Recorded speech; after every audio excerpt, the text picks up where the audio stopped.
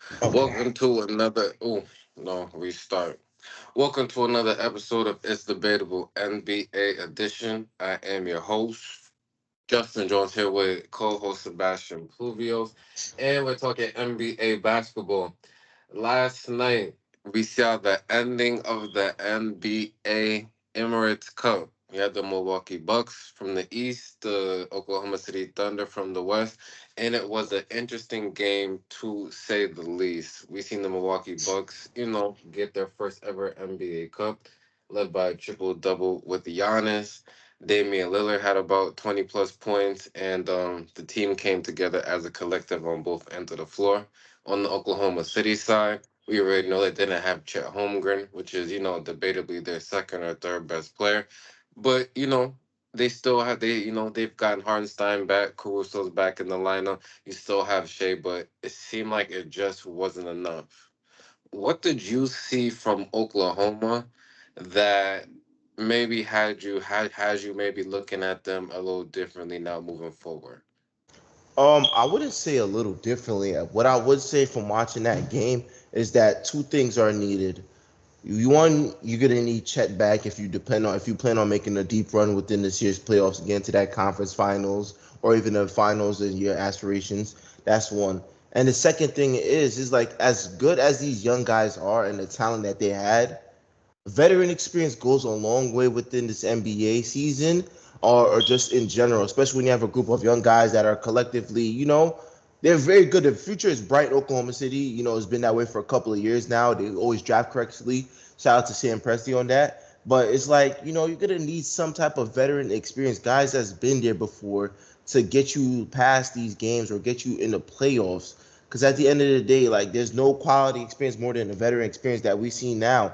And I feel like now the league has gone so young that we don't give the veterans the right praises that they deserve. The guys that's been there and down the road, guys that could teach a guy like Shea Gilgis how to, manage this 82 game season, what to do to prep yourself for the playoffs. Another backup big, even though Isaiah Hartenstein has been in the league for some time, I still would consider him, a playoff, like not even a playoff, a vet. So I feel like a vet is really needed on this team. And then they was expected to get that from Gordon Hayward last year, but you see how that worked out, and he ended up retiring next season. So right now, I just feel like that, and then but otherwise, this team like they have all the right components because they was within the game, but Giannis just got in his mode to where I feel like he took the cup more seriously than damn near any other player. I feel like he put his heart and soul out there. Damian Lillard finally got to win something in the league rather than just a Bubbles MVP. He finally got some hardware onto him. So feel me, I feel like the Milwaukee Bucks approach into this was really more like a finals type of setting, more like a playoff atmosphere type of setting. They really put their footprint on what they wanted to do from start to finish, and they end up running away from the game and let the game get ahead of them. Yeah, I think you hit it right on the head. They definitely are gonna need Chet Holmgren on this, just for this rest of the season stretch, because they only scored 81 points last night. Just in today's NBA, that's just not really Not gonna gonna get get it it done. done. So they just gonna have to find more offensive weapons. I'm not too sold on Jalen Williams yet. I think he's a nice young player, but is that organization saying we can win championships as him as our second best player? I'm just not too sure about that. I think he just needs to continue to work on his game. Shea Gilgeous Alexander has been top three MVP candidate this whole season. He had a bad game last night. Right. And them be them sports sometimes is about moments, right? The biggest moment comes, and that's when the stars make their names. He has to, he's still young in his career too, but moments like this is where you're supposed to show I'm the best point guard, let alone player in the NBA, and he did not do that last night. This wasn't the Shea Gilgeous Alexander that we're all expecting. So now for the rest of the season, I expect him to be in his bag, at least 25 points every single night, and he's gonna have to do that, especially with Chet Holmgren not here, right? Because if we're doubling Shea all night and taking him out the equation, who can the Oklahoma City Thunder on a consistent basis depend on to produce all these points, right? Because you got Jalen Williams, but after that is like who? Alex Caruso's a defensive player. Lou Yeah, I Dort mean, is a they're still Lou waiting on Dort like the is a arrival. defensive player. Yeah, I feel like they're Yeah. still waiting on the arrival of Case and Wallace. I definitely like what I see from him, but a lot of these players, they're like they look systematically good. They look good like individually, but to say who's the definitive like second or third star is usually supposed to be Jalen Williams. But if he don't got it going on, Lou Dort is within rhythm because of his 3-and-D presence, and has Isaiah Hartenstein has always been just a very good just defensive anchor rebounder, and just somebody that makes occasional shots here and there. So that's the problem live because when you really cut off the head of the snake, like the body stops moving. So that's what literally what they did yesterday. They cut off the head of the snake and shit, and then everything else was stagnant. And now they having a season. They had like one of the worst performances. And the crazy part about it too is like the defense was there because Milwaukee didn't even crack 100 points. They scored like what 97 points too. So the defense was there, but there's only so much defense you could keep giving unless if you're not converting on offense. So now you're just getting stops and you're not converting on the other ends. Eventually, it's going to catch up to you. Just like, oh, Milwaukee won this another one, and that's exactly what happened. Giannis and Dame was in rhythm too. Their duo showed out more, and Damian Lillard caught fire. Giannis with the triple double. It's like, yeah, they definitely wanted it more, and it showed last night. So I think for this team, Oklahoma City team, they gotta look at this like, damn, we lost in the cup. They shouldn't take this, oh, it's the NBA Cup, it's midseason. We should. I really feel like they should take this loss and really like just lock in and say, I don't want that lose that feeling again, and take it all the way within the playoffs. Because to me, Right. And I kind of like how this NBA. I kind of like the NBA Cup this year, man. It felt like more. Well, the first year still felt good when LeBron and again went against Indiana. I still like how the format was. But I feel like this year is just only going to get better due to the fact there's more emphasis on it. I did watch the Saturday games with the Milwaukee and Atlanta. That gave you like a playoff type of atmosphere. The Houston versus Oklahoma City too. That was one of those games where I'm just like, yo, you feel like you're watching a playoff game Saturday night in Vegas. ESPN. It gave that type of vibe to it too. So I feel like the NBA Cup is only going to continue to get better. I feel like younger teams are using it more as a stepping stone to see where they rank in the league. A lot of people might not be fond of it, but things take a while to get adjusted to. Eventually, more star players start winning it. Now you had the LeBron, the Giannis. I feel like more star players start winning it. Then we'll start looking at it more in a different light. Or even maybe a younger player, like say if like an Anthony Edwards win this or a freaking Cade Cunningham wins it. Now it's like you're putting the league on notice that yo, my team might not be ready, but feel me, we're showing hints, we're showing flashes. right. So definitely a lot of interesting points you just made. The last thing I really gotta say just about the Thunder, I think around the trade deadline they should look to make a move. I think they need to bring like a real spark plug off the bench. Like a Norman Powell type of player, right? Right. Like a Lou Williams back in the day, right? You don't need him in the starting lineup to where he's getting in the way of Shea and what Chet and what they're doing, but someone that you can call off the bench that can give you, just just a 20 to 25 point game just any night, right? You're gonna need those type of role players in the playoffs. When I'm just looking at the role players on Oklahoma, I'm not seeing one who could really win you a game, right? They may be able to get you a quarter, but a game not. I'm just as Isaiah Joe, like look last night, the 3 point shots not fall. He's not too effective, right? Caruso's not a player that puts the ball on the floor. The other Jalen Williams, in and out of the lineup, he's not really getting his reps in, right? So who's that player that when Shea is on the bench and Chet's on the bench that we could depend on? Because looking like Shea and or Chet, they got to stagger their minutes, and one of them is going to have to be on the floor at all times when this team is healthy if they're going to plan to be successful. So I think they should still look to make a move. They have all the assets to do it. So if So I don't just go ahead. no quick thing, so if you was the Oklahoma City Thunder and you're looking to make a move in the trade deadline, what is one player you would look for individually that would add to your team, in your opinion? Um, This was a team that I was going to talk about next. Just all the dysfunction.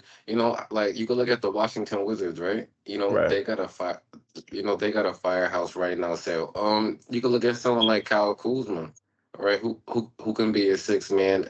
Former NBA champion, who's been in those playoff battles before. And do that. If you want to make a splash, well, I don't know contract wise because he's making a lot of money, but I don't think they're holding on to Jordan Poole for dear life, right? That's another player that in a limited role, definitely could be that type of player, right? Right. What team is Malcolm Brogdon on? Is he on Washington Washington right as now, well. or is he on, or Washington. is he on Portland? Not there on Washington. Right, so that's another player that is just in purgatory right now. Former rookie of the year. That's another player that's solid, could put the ball on the floor. Also a defensive player that could also help you out. So I just don't want Oklahoma to stay stagnant, right? If there is a move that can be made, make it, right? Yeah, y'all are kind of done rebuilding. There's not really, right, another player you're tanking for. There's not a Mm. real generational talent coming in right now, right? So we just have to, they Especially with just all the gotta. draft picks you have too, you got to use them, man. I understand of just trying to build through the draft, and I feel like that's a Sam Presti philosophy on just building natural talents through the draft, despite having shade and getting zoned the Clippers actually, because that's what he really did. Sam Presti finessed the Clippers. He zoned the Clippers by getting Paul George off and bringing in Shea Gilders for all that. Yeah. So you have all these draft picks, man. Yeah, you have a stacked draft picks, man. You might as well use them, move them around, bro. Get some valuable, role playing pieces, players that if you put in this system that can get you these games. You know, I think that's the one mistake that feel me a team like that is that's going to be the downfall. Is if we don't bring in no veteran experience. Because I can't even tell you the last real vet I've seen. Lou Dort was a homegrown talent on this team. Shea Gildas been damn near been here. He's basically homegrown talent on this team. Everybody's being homegrown except for like what Caruso and Harnstein, and that's through free agency. All right, so I'm definitely gonna be interested to see, how their season plays out. Once again, shout out to the Milwaukee Bucks. They've been playing a lot better as of recently. They just gotta keep playing like this. They gotta keep continuing to get Middleton healthy. With still also being active on the trade market and see what pieces they can possibly pick up to keep trying to extend Giannis's prime. Really looking at it, he's probably number one in MVP right now, Giannis. He's just been really, really dominant. Even his passing has just gotten better and better. So shout out to the Milwaukee Bucks. Um, but I want to talk about a team that's just been real terrible, and I want to know just from you, how would you fix it? So the Washington Wizards, right? Mm. Complete garbage. Really one of the worst teams ever. It may sound shocking to say that how long the NBA has been around, but last November they just didn't win a single game, right? So it's like there's not. I seen a stat where the Boston Celtics have more wins than Washington, right? So if you're the GM, you're the owner, you're one of the higher ups in Washington, right? What are you doing with this team moving forward, and what do you think the problem is? The problem got to start from management. Well, you got to start there. The front office is clearly not doing something right, bringing in these personnel and signing them for higher money. You got guys like Kyle Kuzma and Jordan Poole. You think those guys are going to lead your franchises, but they're not ready, and their shot selections are just been horrible. Kyle Kuzma to start the season has been bullshit. And I'm gonna be the first one to say it. No, I mean everybody's definitely seen him, man. If you have eyes and you're watching these games, Kyle Kuzma has been bullshit. Let's start there. Just the chucking up the air balls, the poor shot selections, it has not looked good. Since Kyle Kuzma got there, you've probably seen one good flash in maybe from the first half of the season in his first year there in Washington. Other than that, Kyle Kuzma has not done nothing for this Washington franchise. Jordan Poole, some nights he looked like he figured it out. The next nights he looked like complete utter bullshit too. And that's another thing too. He got moved to the bench for I don't know who, maybe Malcolm Brogdon or maybe the Koulibaly kid. But I don't know. For somebody that has championship experience, somebody that was what like a 6 man of the year type of player and was expected to step into the role as they started point guard for the future, has just looked completely like feel me. You don't know which Jordan Poole you're gonna get. You might get Jordan Poole that looked like he was hooping with the Warriors. Then you might look like Jordan Poole that got to sit his ass down because he can't guard nobody and he's taking these crazy shots. So that's another thing. I feel like the pieces around don't fit. The only time the Washington Wizards look good, in my opinion, is when all the young guys are playing. Like the Koulibaly's. I know Alexander Sarr hasn't really got off to a great start, but he has a promising future. There's a Carrington kid. I forgot his first name. Yeah, I think it was Bob or something. Carrington. He has three. They have potential over there. There's a lot. I feel like the younger pieces, you really just got to develop them, and then you got to move the Jordan Pooles, the Jonas Valanciunas of the world, the Marvin Bagleys. Who else am I missing? Kyle Kuzma, he definitely got to go, and you just got to start fresh. If you're gonna Here's my thing. If you're gonna struggle, right, and you're just gonna be completely ass, at least give the young guys time to figure it out. Like what they doing in Detroit is not more so like on who they sign, like the Calcus was in the Jordan Pools. They gave the guys like the Draylon Durans, the Kate Cunningham, the Jada Ivies. They gave those guys, the Isaiah Stewarts, they gave those guys some time to figure it out themselves. Yeah, they was ass 100%, but at the same time, you see now they're learning. Now they got more. Now they initiated some real vets like the Malik Beasleys, Tobias Harris. Who am I missing? Fucking yeah, I'm Tim Hardaway. They give him those vets to fit the pieces around.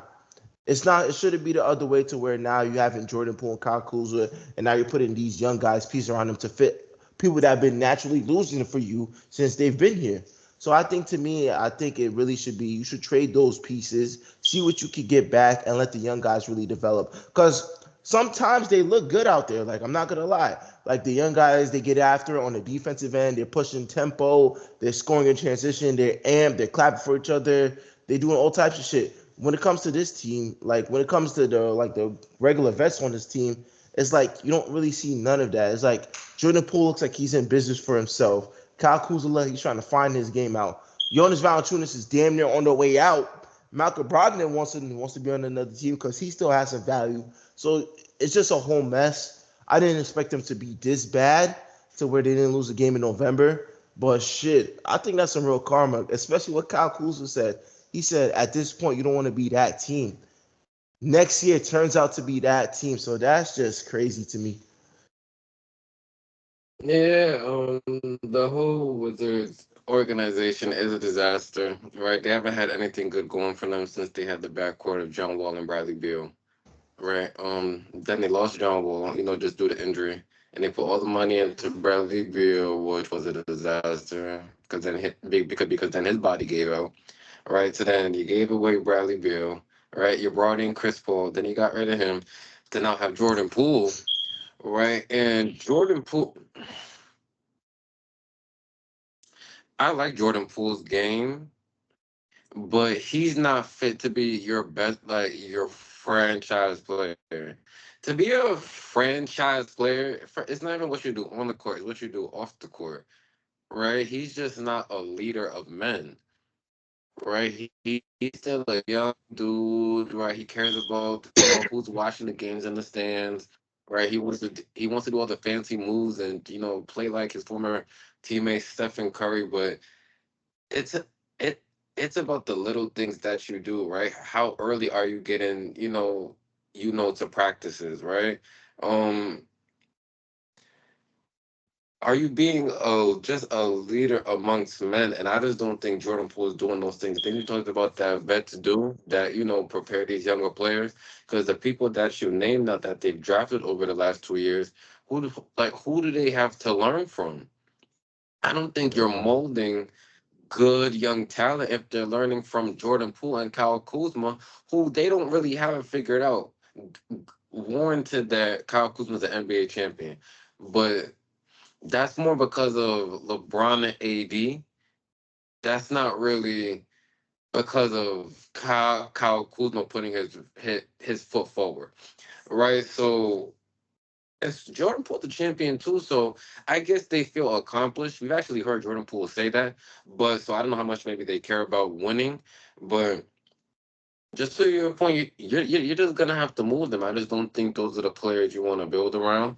You just gotta keep going through the draft right now and just keep trying to figure it out. Sometimes, it just takes a while. Sacramento was bad for a long time, right? That's true. That's You just true. have to find the right players and the right coach, right? Minnesota was bad for a long time. Like, and then you start to get in the right players, just making the right moves. But you can't just try to put band-aids on something that really needs a complete rebuild. And I think that's what Washington tried to do. They got the Jordan Poole band-aid and the Kyle Kuzma band-aid, and they're just not sticking. Like, they're not. Kyle Kuzma, I think, has more air balls than I've shot in my own life. Like he's just like, and it's on the NBA stage. Like it just the shot looks flat. I'm just not sure what's going on. I don't know if they doing that to get traded. I just don't know. Everything's confusing. I don't even know who their coach is. Like who's their coach?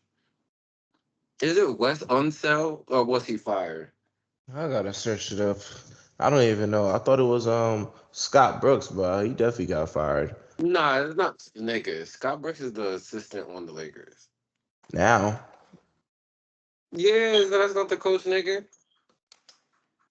Oh, either way, I don't know who their coach is, but he's not doing a good job anyways, Brian because the nigga can't win Keffy. no fucking.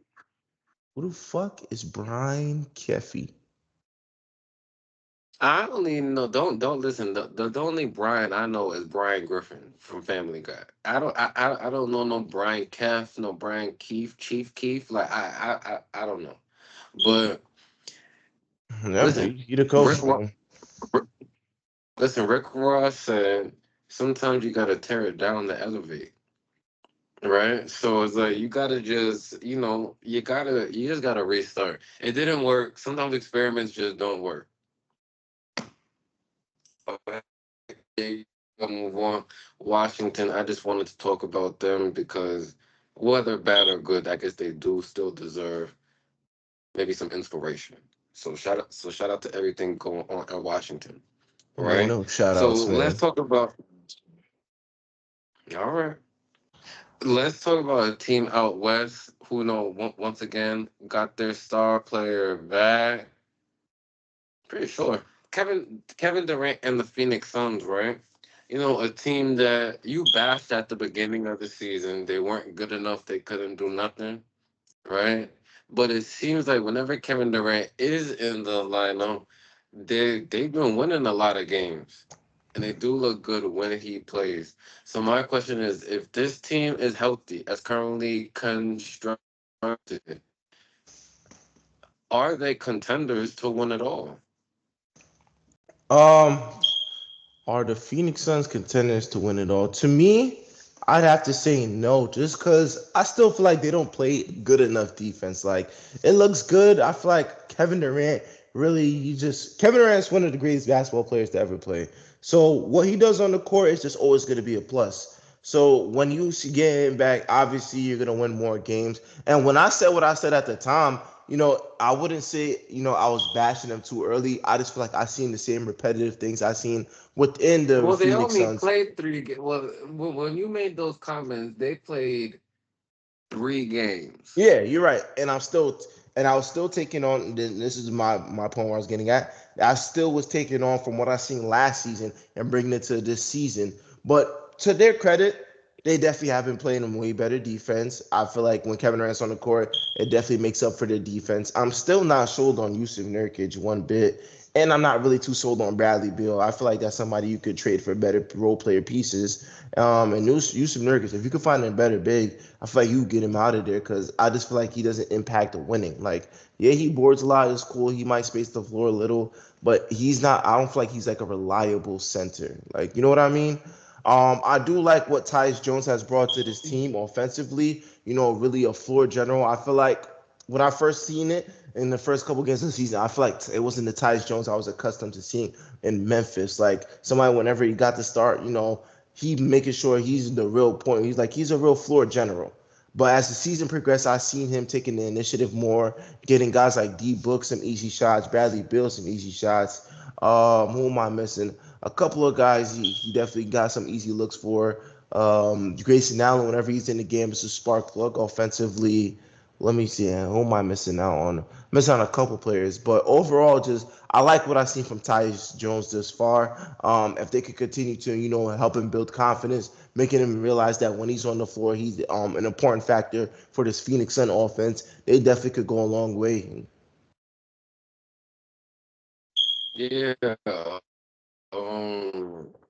I think if healthy, they'll definitely make the playoffs, and then it's just gonna come down to matchups. I do think this is a team that should also be buyers. Every you do try to look for another big, seeing that besides Yusuf Nurkic, well, they also do have Plumlee, but I don't know how confident and they are.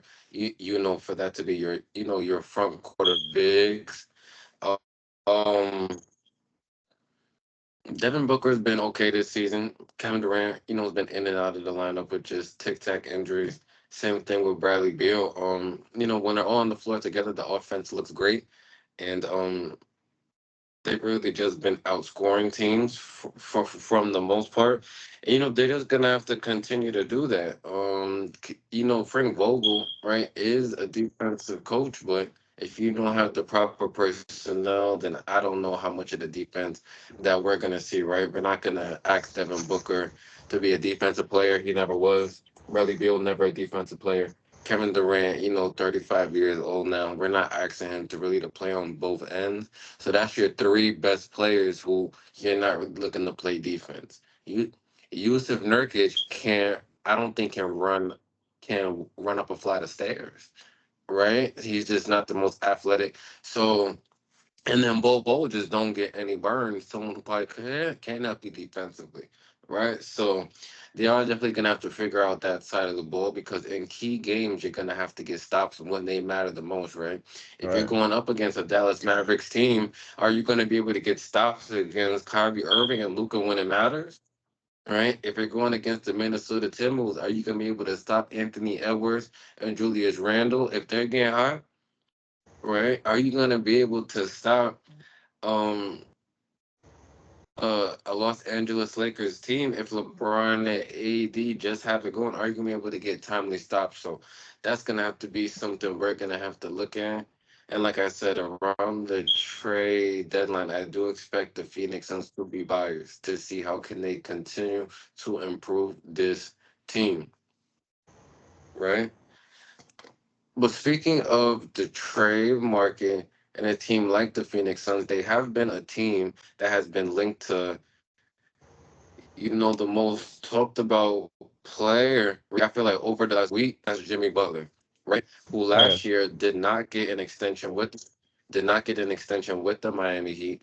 Now he is back and hold on, time out. Seb, your thing your visual, it looks choppy. It's choppy. I don't know what's going on. Yeah, it looks clear. Is your Wi-Fi on? Yeah, my Wi-Fi is on right now. Try taking off your Wi-Fi. See if it just makes it better. Cause sometimes like the Wi-Fi be on because everybody be on to it. I mean, you look better now. Uh, so yeah, we can All continue right, then. yeah, and I was speaking about Jimmy Butler, right? Didn't get the extension from Miami last season. Coming into this season, there was a lot of speculation of what's going on. Then we seen them report from Sean come out that his agent, looking to facilitate a trade. The top team was the Rockets, Golden State Warriors. I even seen the Detroit Pistons involved, but then also the Phoenix Suns. So my question to you is it the right move for the Heat to trade Jimmy Butler? Yes, because at the end of the day, if you're not growing with a player or you feel like you can't get any more better, it might be time to blow it up and see what you get in return. Because now, if you're gonna spend extra money for say like another 4 years contract for Jimmy Butler, and you guys just haven't been performing or you guys haven't won a championship, it's a waste of money. And I know Pat Riley's a guy that he's looking for what he could get in return. He's looking for what's best for the team. He's not looking for, oh, let me accommodate this player. He wants to accommodate winning. And if Miami Heat, if they're not winning, if they're not first seed or they're not second seed or they don't look like a real title contender, he's not buying into that stock. So to me, I feel like it's time with Jimmy Butler. They had their course. They went to the finals twice. It did pan out. Now it's time to look forward into the future because Jimmy Butler's only going to get older. And feel me, like you still got young guys like Bam and Tyler Hero that I feel like are ready to take the next step. And so you just have to just find what you could get in return. Miami's a team that definitely do draft correctly too as well, and they do find a way to make the right moves. So trading for Jimmy Butler might give you an access supply of players that might benefit the team even more, or even draft picks that you could either draft correctly or even trade away for another star to come into Miami. Because at the end of the day, Miami's still a team that their DNA, what they built on, can definitely take you a long way. A lot of players going there, just come out better than what they usually are because of the system that Pat Riley runs. The training camps, the just having a certain weight like limit on them. Like Pat Riley don't play that shit. So to him, it's just what's next because Jimmy Butler now is not gonna. I don't feel like he's gonna carry you and win a championship. So we have to find a way to keep this Miami Heat team going and see what's next. Who will be the next superstar that could lead us into a finals run in the generation to come. So for Jimmy Butler, I feel like it's his best time now. Maybe within his next 2 to 3 years, he got really left of being that good of a player, and playoff Jimmy being active. So his best thing is to go to a real championship team, teams that are contending. And you see him when he gives these little hidden messages with the different breed colors and so. But I think to me, yeah, it's time for the Heat to move on to Jimmy Butler. Okay, and if he is moved, what team would you like to see him go to? I would like to see Jimmy Butler in Phoenix. I was gonna say Dallas. I was gonna say Golden State, but um, I do feel like Jimmy Butler in Phoenix would definitely, help them defensively. Not only defensively, it adds grit. Someone like a guy like if Devin Booker or KD's not going, Jimmy Butler's that guy to where he doesn't got to get his shot within rhythm. It's more so like he's aggressive. When Jimmy Butler's shot hunting, that's the best Jimmy Butler you're gonna see. When Jimmy Butler's like lazy or just giving the ball away to these players and then just playing within the flow of the offense, that's the Jimmy Butler I hate to see. And I've seen that too many times in Miami in the regular season. But I feel like with this Phoenix team, he's definitely somebody that, say if it's the playoffs, he definitely could give them the booster, especially in the Western Conference. You're gonna need that. I feel like Bradley Beal is more like when I looked at him last playoff, he looked very nonchalant on the court. It didn't look like it mean anything to him really, and that's what led to them getting swept. I'm not saying it's Bradley Beal's fault, but just everybody looked like it was like, oh, it's just basketball. Like, feel me?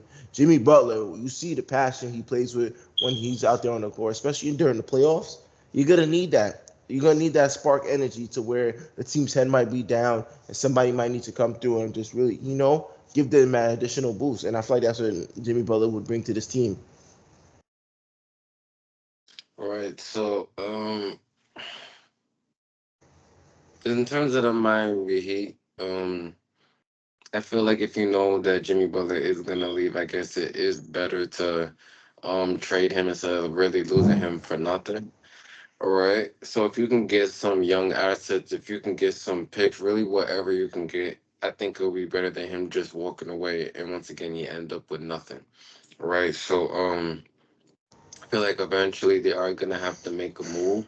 Because yeah, to your point, Pat Riley has just I think just moved on from that relationship. Right, I think it's ran its course. I think it had ups and downs. They almost won it all twice. So you can say 2 seasons they was only 4 games away, Right.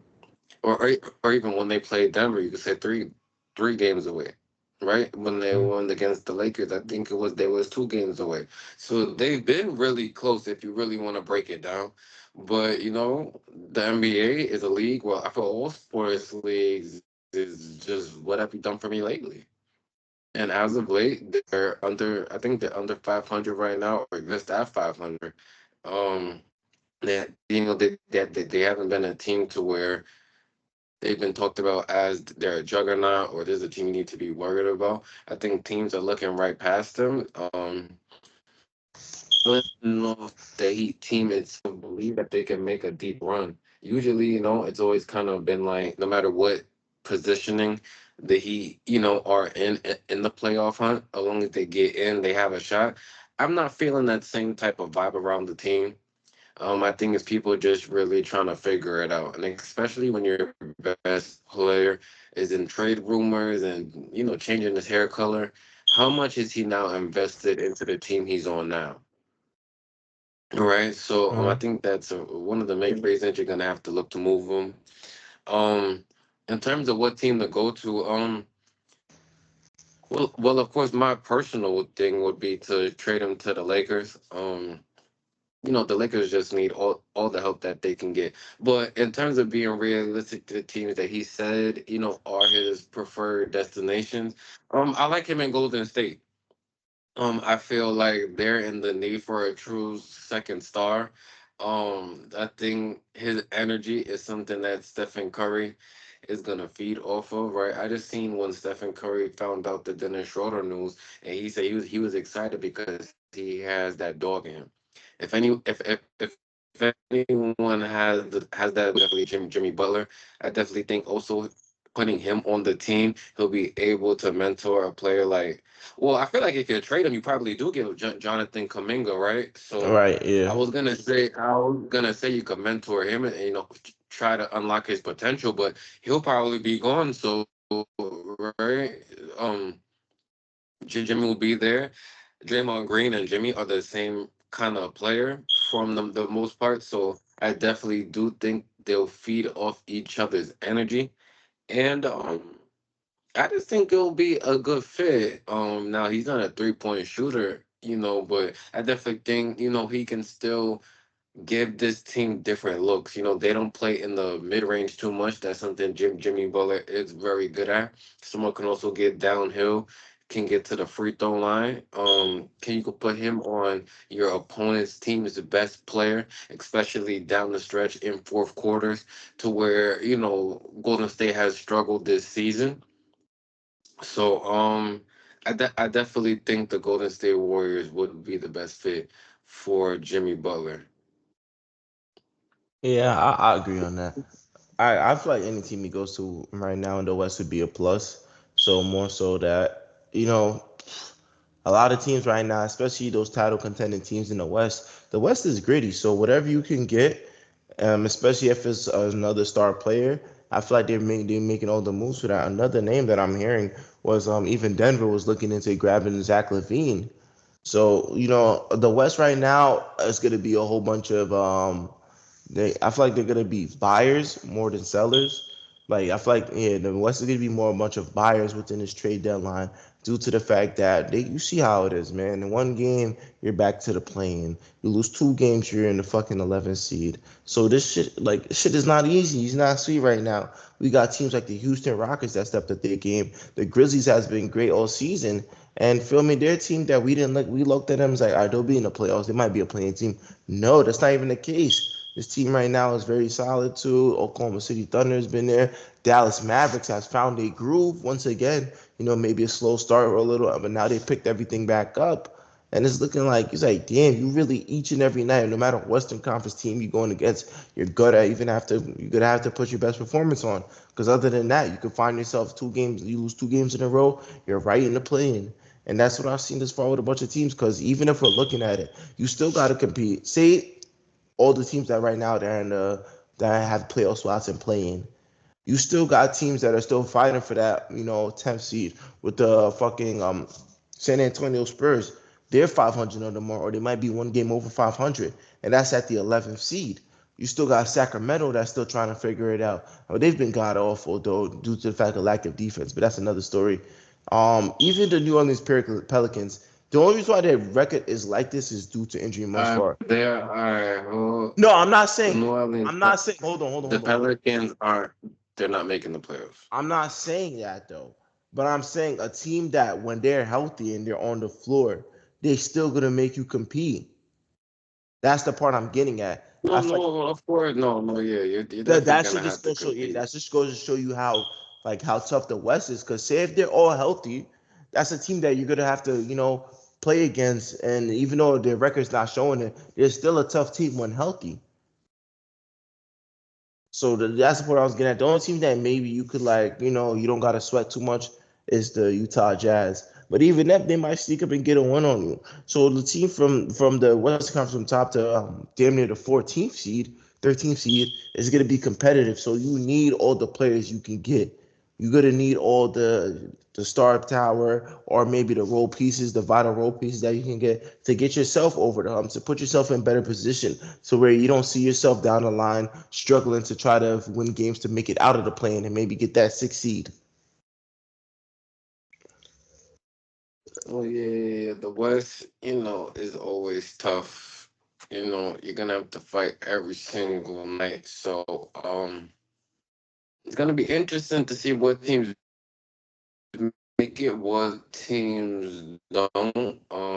It's definitely gonna come down to the Lakers team, right? That's why even with a team like the Lakers, right, that I'm rooting for, I can't get too high or too low, right? If we lose 2 games, we'll be out the playoffs. If we win 3 games, we're a top 5 seed. So it's like you can't get too high or too low right now. You gotta take it one game at a time.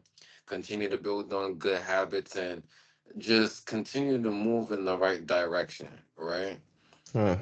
That's really all you can do right now. That's really gonna do it for this episode of It's Debatable NBA edition. Just get well soon to a couple players. Just get well soon to Joel Embiid. Another injury. I don't even know how. I don't know. I don't know. I guess he's just injury, just prone. I don't know what to say. His sinuses broke. I didn't know you could break your sinus, but I don't know. He's just not playing again. So hopefully, Joel Embiid could get better and actually play basketball again. I don't know if that happened. And also, just give a zoom to Zion Williamson, another player that has become allergic to playing basketball. And it starts to become weird when Ben Simmons is playing more games than Joel Embiid and Zion combined. I don't know anymore. I'm lost. I don't know what's going on with Joel Embiid or Zion Williamson. I don't even know if they still play basketball. Like I don't know. Man, shit happens. That's how I look at it as now. Yeah, you just gotta learn to take it you gotta learn to take all these news and just be like, why am I surprised? That's what I look at it as. Why am I surprised? Why am I surprised Joel Embiid is about to miss more games? Why am I surprised that Zion Williamson is not really able to return soon? Like, why am I surprised? Why are teams surprised? Why are teams even look? Why are the Philadelphia 76ers looking at? I can't wait for Joel Embiid to come back. At this point, it's like, bro, just start Andre Drummond for the rest of the season. Embiid comes off the bench, bro. So that way we can limit his injuries, bro. Because it's like you can't What win, did bro. I? You can't win, What bro. did I say? What did I say last time with Joel Embiid? You're gonna have to look to trade him, and it's crazy to say, but he can't play.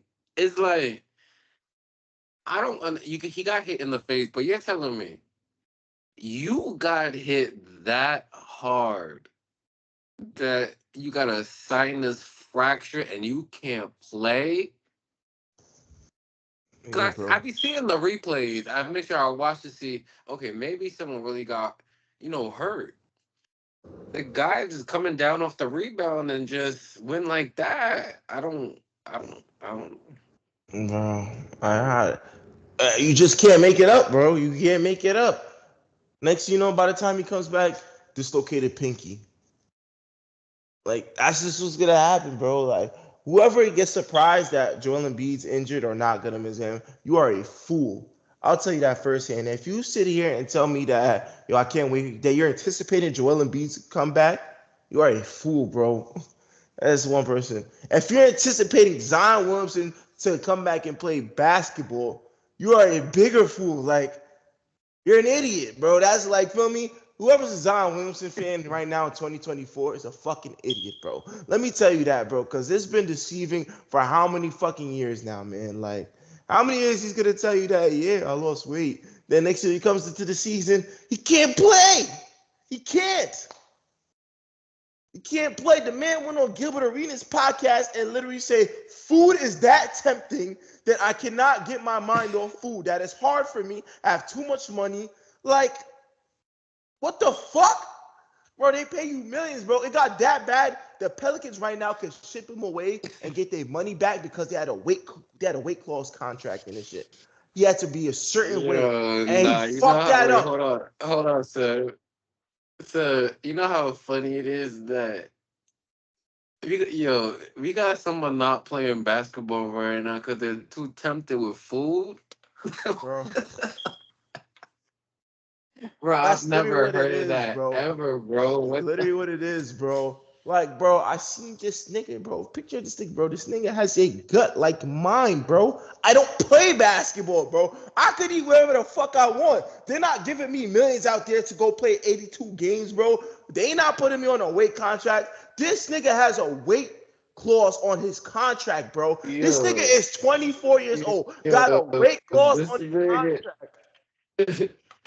yo, That's sir, fucked this up. nigga, yo, sir, this nigga Stephen A said, this nigga Stephen A said,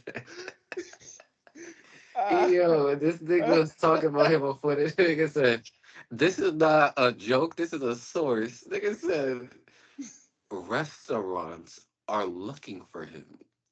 Like what? Like what do you mean restaurants are looking for somebody? I've never Yeah. heard of that shit in my life, bro. Nah, but that's how fucked up it is, bro. Bro, did you ever see the Gilbert Arenas shit, bro? He's standing. He said, "Yo, I'm gonna be real with y'all. Like, it's hard. Like, nigga, like, what the fuck, bro? Get a chef, bro. It's not that hard, bro. It can't be that hard. If somebody paid me millions to be in the best shape of my fucking life, you guaranteed, bro. I'm like, nah, I'm good. I don't eat that, bro. I eat fucking salad for the rest of my life. I turn vegan, bro. You telling me this nigga right here cannot get away from food, bro? That's an addiction, bro. That's a fucking addiction. There's drug addicts. There's fucking what? Sex addicts in this world? And you mean to tell me you're a fucking food addict? Nah, bro. Nah. There's no way, bro. Listen, bro. Listen. Would you believe we're in the 2024-2025 season. We're at a point. Ben Simmons is playing more basketball combined than Joel Embiid and Zion. Shit, Joel Embiid is just a different story. Zion Williamson, it's a self-inflicted. And since he loves food so much, that man he could damn near turn into Keith Lee, bro. Start doing fucking food reviews. Before I give a fuck, bro. Well, no, but well, I don't want to get too much back into this conversation because we do have to end the show. But they're both self-inflicted. Joel Embiid played in the Olympics when he did not have to. Even if he did play in the Olympics, that man would have found a way to hurt himself somehow. He would have been in the off season shooting around and broke his fucking left toe. The man gets hurt regardless. Like it doesn't matter where he is, where he's at. Like he might take one wrong step and sprain his ankle. Joel Embiid out for 3 weeks with a third-degree ankle sprain.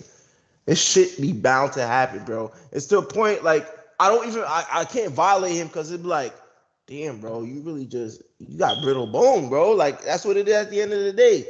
I can't say nothing about it because when he's on the court and when he's healthy, bro, he hoops. He's actually been to the playoffs. Like, feel me? Not that much success, but feel me? He at least got something you can say. Zion Williamson has not given you shit, bro. He literally hasn't given you nothing on the court, bro. There's nothing, This, there's no accolades, the there's no nothing. chefs,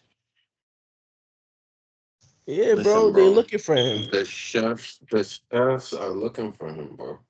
I want Zion Williamson to come up here on this show. I want to ask him what the fuck he had for Thanksgiving. That's what I want to know. Oh, listen, he had a good Thanksgiving. You already know he had them smothered turkey legs and all the collard greens and all the biscuits and all the gravy and mashed potatoes What that lady say? Greens, and the peas, black eyed potatoes. peas. Yeah, greens, beans, potato, chicken, Oh, yams, yeah. all types of shit here. I really. Man, that shit is crazy, man. But that's gonna do it, man. Yeah, that's definitely gonna do it for this episode of It's Debatable NBA edition. We are gonna be back with more content. Yeah, I mean, I don't have too much else to say. Yep, that's about it. All right.